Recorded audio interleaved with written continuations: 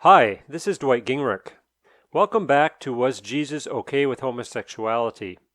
This is session 5 of 6. This session is called Historical Conclusions, Was Jesus Okay with Homosexuality? I originally shared this material as a blog post. The blog version of this session includes extra features, including 35 footnotes documenting my sources and adding extra comments. To access these features, visit www.dwightgingrich.com and search for the 6-part series, Was Jesus Okay with Homosexuality? Let's begin session 5. In this session, I want to summarize our findings about Jesus and homosexuality from our last 3 sessions, and then evaluate 3 possible counter-arguments from the Gospels. Did Jesus say some people are born gay? Did he heal a centurion's male lover? And what about Jesus and the person John calls his beloved disciple?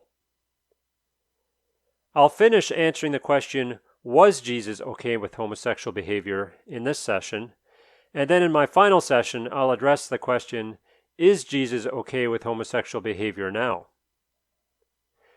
In this series on homosexuality, I have focused on Jesus, discussing other biblical witnesses primarily in relation to him.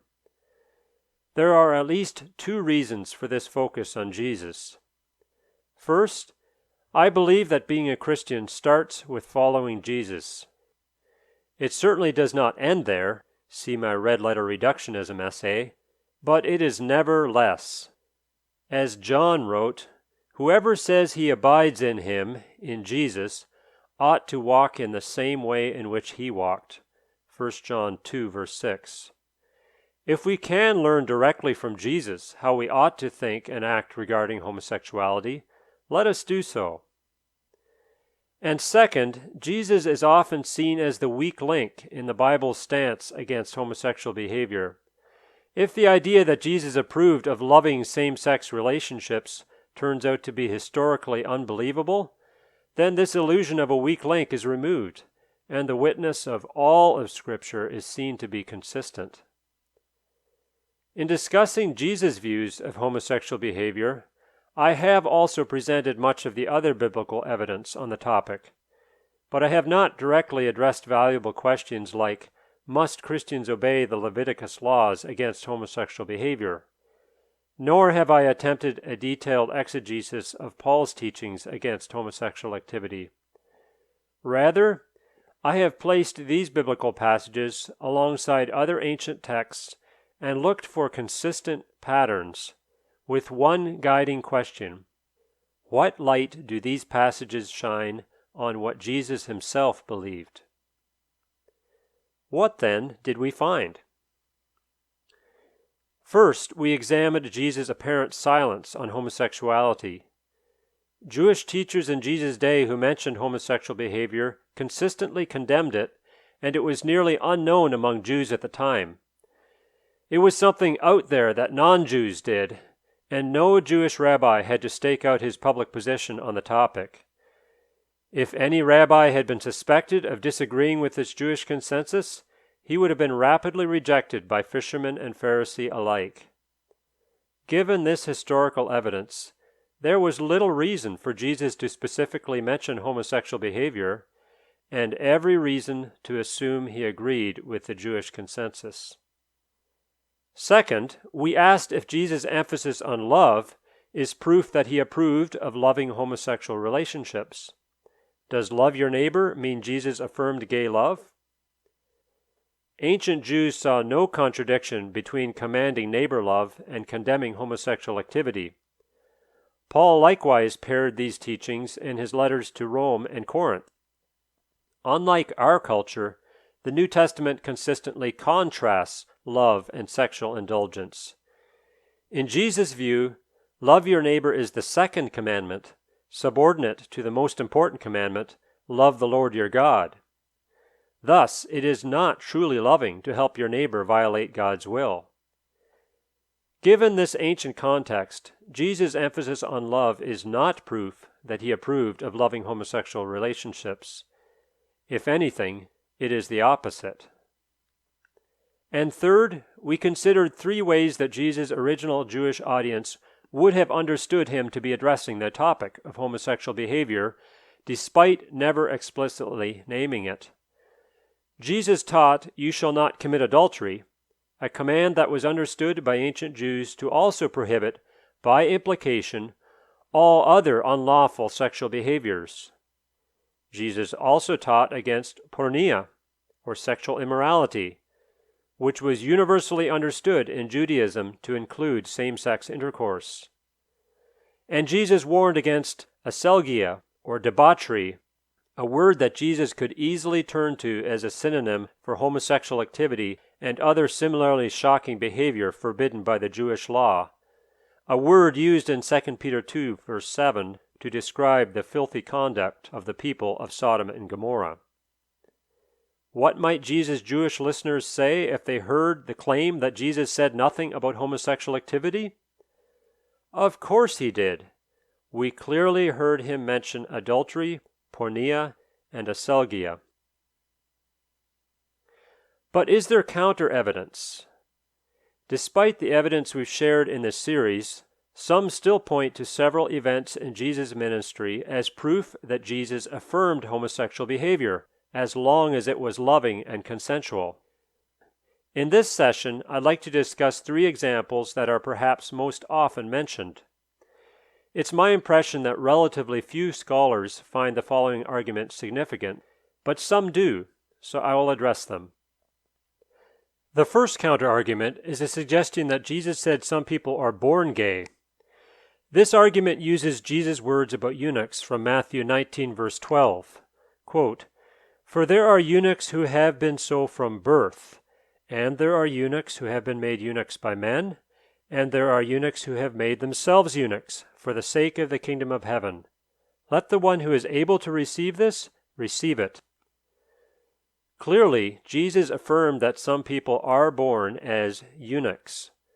But what is a eunuch, or evnuchos? Here it is easy to get lost down a deep dark hole exploring all the ways that the Greek word evnuchos was used. The first thing I want to say is that, yes, the word evnuchos, or eunuch, may sometimes have been used to refer to someone who experienced same-sex desires. Scholars do not all agree on this question. However, evnuchos was not a word that specifically referred to homosexuals, and most eunuchs were not homosexual. Perhaps the most respected dictionary of New Testament Greek is the Greek-English Lexicon of the New Testament and Other Early Christian Literature by Bauer, Danker, Arndt, and Gingrich, commonly known as BDAG. BDAG lists 3 uses of the word evnuchos, and it matches these 3 uses to Jesus' 3 uses in this passage. The first definition provided is a castrated male person or eunuch, which it matches with Matthew 19, verse 12b. Second definition, a human male who, without a physical operation, is by nature incapable of begetting children, an impotent male. This is matched with Jesus' first use of the term in Matthew 19, verse 12. And the third definition, a human male who abstains from marriage without being impotent, a celibate, which is matched with the third use of Jesus' use of the term in Matthew 19, verse 12. Here we need to remember that in any given circumstance, a word means what it means in that specific context, not necessarily what it sometimes means in other contexts. Linguists warn of a word study fallacy called illegitimate totality transfer. Craig Blomberg defines this term, and his definition is on point, especially the second half of his definition. Quote, "Assuming that a word carries several or all of its possible meanings in each of its appearances, when in fact the most probable meaning of any word is that which contributes the least amount of new information to the overall context. Assuming that a word carries several or all of its possible meanings in each of its appearances, when in fact the most probable meaning of any word is that which contributes the least amount of new information to the overall context." Unquote. So what does the context indicate Jesus meant by evnuchos, or eunuch, in Matthew 19 verse 12? Well, Jesus actually uses the word in three different but related ways. That is, each occurrence of evnuchos has its own immediate context, from birth, or made by men, or made themselves, yet they all share the same larger context within Jesus' discussion. The immediate context for each use is relatively clear, but how does the larger context constrain and specify what Jesus means here in all three uses by evnuchos? In the larger context, Jesus is responding to a question of the Pharisees about divorce. Jesus responds by affirming the creation model of male-female marriage with its one-flesh sexual union, Matthew 19, 3-9. Jesus' disciples, dismayed at the strict limitations Jesus places on divorce, suggest a second option, not to marry, Matthew 19, verse 10. It's important to notice that Jesus' comments about eunuchs occur within his response to this second option, not to marry. Jesus and his disciples, as good Jews, do not imagine any third option. The two options are male-female marriage or not to marry. Eunuchs in Jesus' discussion fall into the latter category, no marriage, and therefore, in the Jewish worldview Jesus shared, no sexual union. Thus, despite the differences between the three categories of eunuchs Jesus describes, the common ground for all three that makes Jesus' illustration work is that they are people who are not engaging in sexual relationships. Other issues like sexual orientation or even reproduction are not the subject of conversation in this passage. Rather, Jesus is saying that some people fall into the not to marry category for three possible reasons. 1, they were born with conditions that leave them unsuited for marriage. 2, they were castrated. Or 3, they voluntarily give up marriage for the sake of the kingdom of heaven. So, did Jesus say that some people are born gay? Not really, although his words do indicate that not every male is born suited for marriage. More importantly, however, his words indicate that for everyone, whatever their sexual desires, there are only two options: faithful male-female marriage until death, or not to marry. Robert Gagnon's summary is on point. Quote, Jesus' comparison of men who make themselves eunuchs for the kingdom of heaven with born eunuchs shows that Jesus categorized born eunuchs as persons not having any sex. For certainly Jesus was not giving the disciples permission to have sex outside of marriage and thereby to avoid his newly enunciated standard for marriage. So, from that standpoint, any argument that is made about born eunuchs, including homosexual persons, with which I would agree, leads to the view that Jesus did not give homosexually oriented persons the option of sex outside of marriage between a man and a woman. Unquote. Jesus' words about eunuchs are not a blessing on same-sex relationships, but they are a clear reminder to the church to honor those who, whatever their condition as eunuchs, are faithfully celibate for the sake of the kingdom of heaven. A second counter-argument is the suggestion that Jesus affirmed a gay couple, a centurion and his boy. This argument is based on Matthew 8, verses 5-13, or the parallel passage in Luke 7, verses 1-10. This argument is based primarily on one story, one historical fact, and two Greek words. The story is the account of Jesus healing a centurion's servant. The historical fact is that in ancient Greco-Roman culture, it was not uncommon for a master to have a servant who also functioned as his male lover. And the Greek words are pes and entimos. The term pes, found in Matthew's and Luke's accounts of this story, can mean boy and was sometimes used to refer to a male lover. And Luke's account describes a servant as being entimos in the eyes of this centurion, a word that can mean dear. Some who promote homosexual relationships among Christians go far beyond these facts. Jesuit priest John McNeill, for example, translates the centurion as talking about "my beloved boy" and proposes this interpretation. Quote, "Here we have the most direct encounter of Jesus with someone who would today be pronounced gay, and Jesus' reaction was acceptance of the person without judgment, and even eagerness to be of assistance to restore the pest to health, and by implication to restore the loving relationship of the two, making possible the renewal of any sexual activity which they would have enjoyed together prior to the illness." Unquote. There are multiple problems with this interpretation. First, pes usually carries no sexual connotations whatsoever. Only other contextual clues can provide this meaning. When used of human relationships in the New Testament and other early Christian literature, pes refers either to a boy, a son, or a servant or slave. There are no sexual connotations in any of the other places pes is used in the New Testament. In fact, later in Matthew, in a quote from Isaiah, Jesus is described as being God's beloved pes, "my beloved servant." Clearly, a pes can even be described as beloved without there being any necessary sexual connotations, or else such language would not have been used by God about his own servant. Second, in neither Matthew nor Luke do we find the centurion talking about "my beloved boy," as McNeill put it.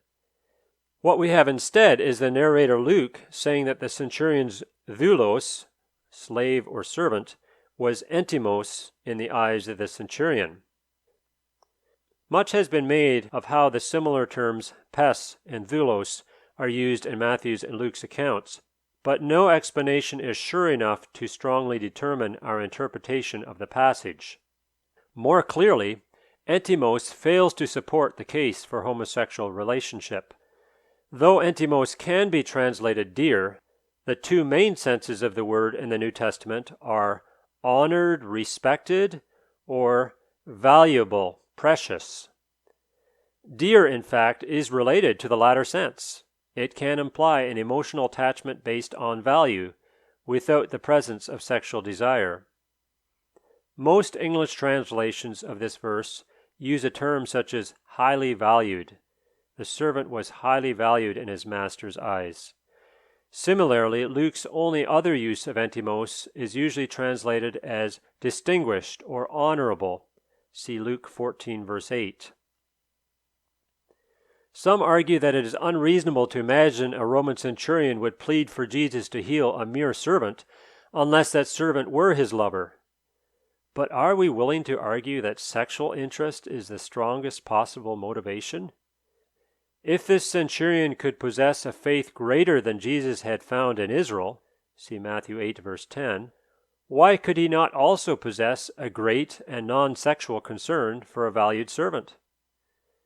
If the centurion who called for Peter, in Acts 10, verses 2 and 7, was a devout man who feared God with all his household, and gave alms generously, and had a devout soldier among those who attended him, why could this believing centurion in Matthew and Luke not likewise sincerely care for those who attended him? Third, if we take into account Jesus' assessment of how valuable or entimos the servant was to the centurion, then we must also consider Luke's report of how valuable the centurion was to the Jews. Luke reports that the elders of the Jews pleaded earnestly with Jesus on behalf of the centurion, saying, "He is worthy to have you do this for him, for he loves our nation, and he is the one who built us our synagogue." Luke 7, 4-5. If a deeply observant God-fearer or Gentile proselyte would not practice pederasty, surely a pious Jew would avoid supporting it. Perhaps the centurion was not a God-fearer, but only a benefactor. Nevertheless, can we really imagine Jews in Jesus' day offering such high praise for someone they know is practicing pederasty? Can we imagine them pleading with Jesus to heal a pederast's beloved boy? Can we imagine the Jewish crowd standing quietly by as Jesus took an active pederast and preached him into the kingdom. Matthew 8, verses 11 to 12. In contrast to such scenarios, commentator Joel Green's assessment of the centurion's possible motives is refreshingly reasonable. Quote, "His desire to see his slave return to health need not imply an extraordinary humanitarian concern on his part, since care for sick slaves was advised in Roman antiquity as a way to prolong their usefulness. At the same time, Luke's language suggests that the centurion not only regarded the slave as useful, but actually esteemed him. There is no socio-historical reason to doubt that, as an urban slave in the home of a wealthy master, this dying man might have enjoyed friendship with the centurion." Unquote. The hypothesis that Jesus affirmed a gay couple by healing the centurion's boy creates far more problems than it solves. Finally, let's look at a third counter-argument. This counter-argument suggests that Jesus had a homosexual relationship with his beloved disciple. The disciple whom Jesus loved is first mentioned in John's account of the Last Supper. There we read that one of his disciples whom Jesus loved was reclining at table at Jesus' side. John 13:23. A more word-for-word translation could read, reclining on the chest of Jesus. But the position of the beloved disciple is not to be understood as resting on top of Jesus. We know that this disciple was very close to Jesus, yet not actually on top of him, because later, when he wanted to ask Jesus a question, John 13, verse 25, the easiest way for him to address Jesus was to lean back until his head literally rested on Jesus' chest. This physical proximity may make us uncomfortable. Scholars, however, point to abundant evidence that such practices were normal and non-sexual in Jesus' day.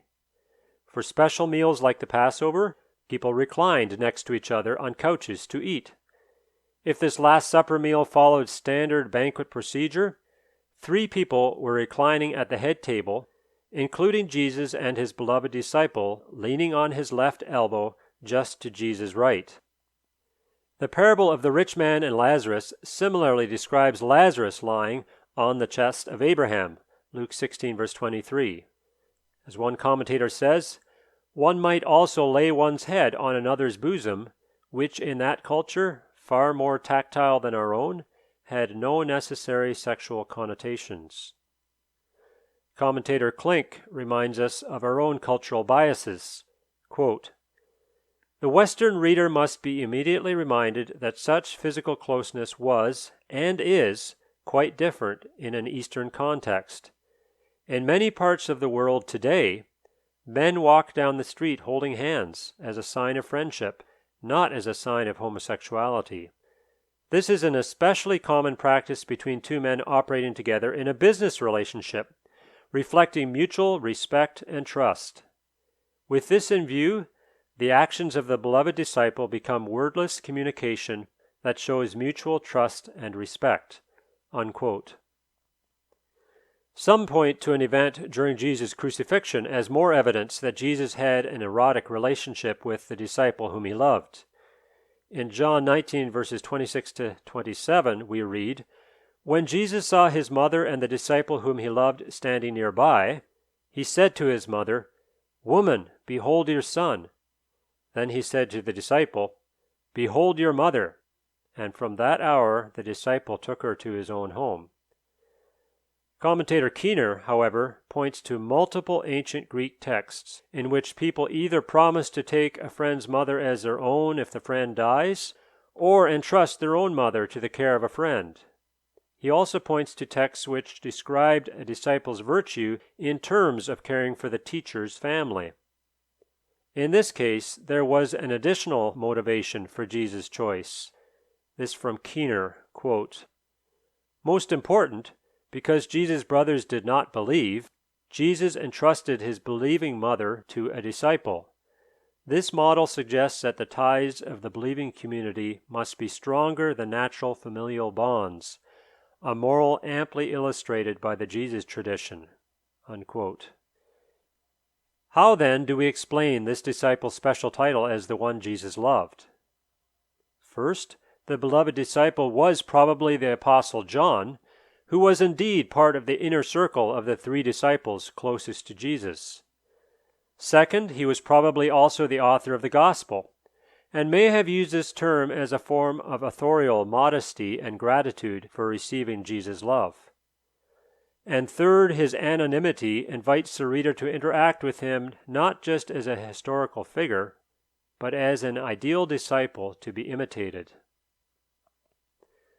Whatever the reasons for this title, we should note that John also records Jesus as having special love for Lazarus, he whom you love, in John 11, verse 3 and 36, and for his sisters Mary and Martha. Further, the verbs agapao and phileo and their cognates, which are the words used for love in all these passages, nowhere in John's Gospel have a sexual connotation. As Keener writes, given John's Jewish context, any implied sexual relationship between Jesus and the beloved disciple would be impossible without the Gospel somewhere indicating a lifting of Jewish sexual taboos. Unquote. If John's readers would have protested at the idea of Jesus having a homosexual relationship with his beloved disciple, so would have Jesus' other disciples. The problem with all homosexual interpretations of Jesus and the beloved disciple is clearly revealed in a statement made by the Anglican priest Paul Ostreicher. Ostreicher claims that Jesus did have a homosexual relationship with his beloved disciple, and he says that the evidence would be so interpreted in any person today. But Jesus didn't live today, and not in Ostreicher's Western culture either. When we read these texts within the historical context of Jesus' own ancient Jewish culture, it becomes clear that no one then saw any reason to come to any such homosexual interpretation of Jesus' actions. Why should we imagine we can understand their culture better than they did? So, was Jesus okay with homosexual activity? I've discussed the big picture arguments regarding Jesus' silence about homosexuality and his ethic of love. And in this session, I've also evaluated 3 details from Jesus' life and ministry that have sometimes been used to paint a pro-homosexual Jesus. More importantly, we have examined all this evidence within the larger historical context of Jesus' own time and place. I believe the evidence points clearly in one direction. The total available historical evidence fits only with the hypothesis that Jesus, the historical Jesus of Nazareth, did not approve of homosexual behavior. This fact is not surprising, for it appears that Jesus built his sexual ethic on the Genesis 1 and 2 creation account, as is seen in Matthew 19 verses 3 to 8. The structure of Jesus' argument in this passage, and he's drawing on God himself, is that it is because God made humans male and female that they become one flesh in marriage. Jesus used this creation reality to forbid the separation of male-female one-flesh unions, but it is equally relevant to the question of homosexual unions, for the very basis given in the creation account for becoming one flesh is the same yet different duality of male and female. According to Genesis, Eve was taken from Adam and made to be a helper who was corresponding to him. Genesis 2 verse 20. Another male would not help Adam, nor was Eve designed to correspond to another female. Thus, male to male and female to female unions have no foundation in God's creation design, but actually contradict it. The fact that Jesus drew on this from the beginning creation design as the foundation for his answer to divorce strongly indicates he would have done the same in his answer to homosexual behavior, just in fact as other Jews in his day actually did. Conclusion. At this point, some listeners will be more than content, believing that it is clear what Christians today should believe about the ethics of homosexual behavior. Other listeners, perhaps agreeing with much of my historical analysis, will nevertheless feel the question of Christian belief and practice today is still open. For the latter listeners, I have one more session addressing this question. Is it okay for Christians today to affirm homosexual behavior? For now, however, we should pause to reaffirm what we already know. While individual pieces of evidence can be used to paint a pro-homosexual Jesus, the total available historical evidence fits only with the hypothesis that Jesus did not approve of homosexual behavior. Thank you for listening to Session 5 of Was Jesus Okay With Homosexuality? There's one more session in this series, Session 6, called Conclusions for Today, Is Jesus Okay With Homosexuality Now? I invite you to continue listening or to visit www.dwightgingrich.com to leave a comment or review what you just heard. This material is copyright 2019 by Dwight Gingrich, but you have my permission to share it if you do so freely and give proper credit. Thanks again for listening, and God bless your day.